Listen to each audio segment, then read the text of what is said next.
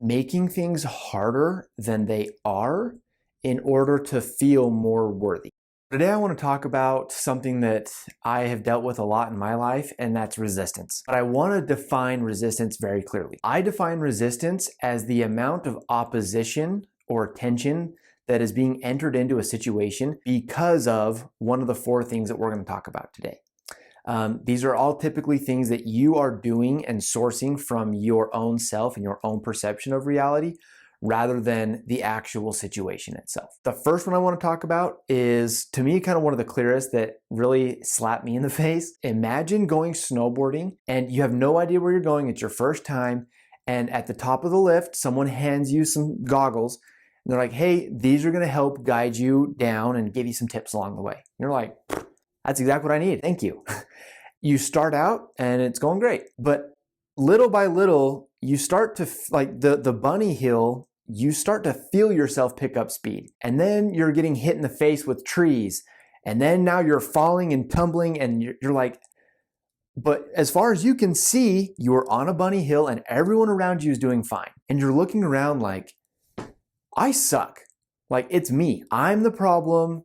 That is the reality that most of us are living in or have been living in, or maybe we woke up from. What is going on is we are seeing all of these trees slap us in the face as bad things. We're seeing this difficulty as something that we need to try to eliminate from our lives, when what's actually happening is the true reality that is not being projected in front of us by these other conditionings that were handed to us. The reality of the situation is trying to hit you in the face to knock these goggles off. And that's why I say, are you seeing reality? Are we allowing ourselves to get curious enough? And the real way to do that is just simply having the willingness to ask the question and say, okay, I'm willing to accept the fact that I might be wrong and that a lot of the things that I have built my life on are not true to me. And that's a really hard thing and a really brave thing to do. But if you can do that, you will eliminate a lot of the resistance that you're feeling in your life. The second one I want to talk about was something I dealt with for a very long time, and that is holding opposing beliefs. A simple example of this that a lot of us deal with, and a lot of the guys I've coached have dealt with this, and I used to coach sales guys, is wanting and believing that you are worth more money, capable of earning more money, but underneath all of that, you have a belief around what money means to you, or what having a lot of money might make you or turn you into. So that there are parts of you, beliefs that you hold that are unintegrated, that might just mean you need a little bit more time to let them ground and settle into you, or they are unconscious and opposing. And those ones are the really, really hard ones. Because you're not conscious of them just yet. The third one is something that I really want to talk about, because there are a lot of really successful people that there's always this message of just keep going forward, get good at what you're doing, and that will make you happy, that will lift you up. There's a balance there, because I've been very good at things that in my soul and in my heart were depleting.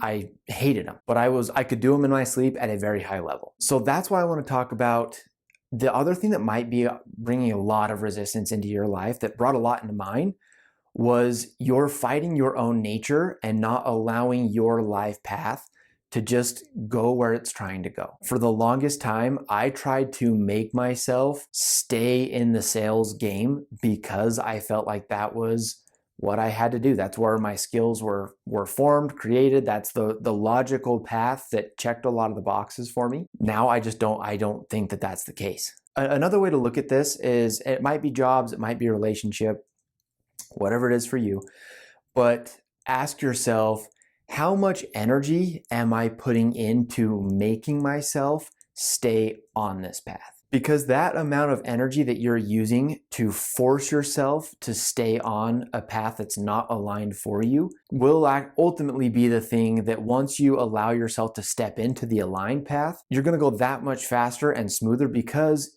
things are in flow for you, and whatever energy you put into it is amplified. And the last one I want to talk about is comparison or shoulds. And a topographic map is a very clear example for me, because when I was coaching sales guys, I would talk about this a lot, that if there's a task, and we can even equate this to life. If there is a graph of life, like a pie chart of life, and you overlay each one of our own individual topographical maps on top of it, there are certain things that flow where there's rivers and mountains and hills and cliffs and all these things where it's much more difficult for you to do something in a certain specific way versus that same task at that same life stage for someone else.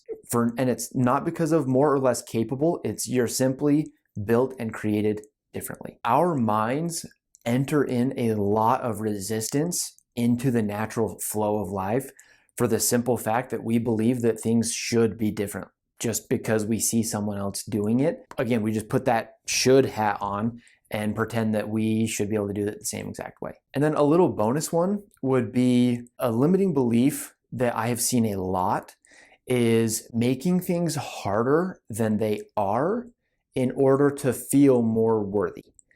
This is one that I did a lot in just sales and life in general. There's a phrase, for whatever reason, I can't think of it exactly right now, but it's basically everything worth doing is hard, right?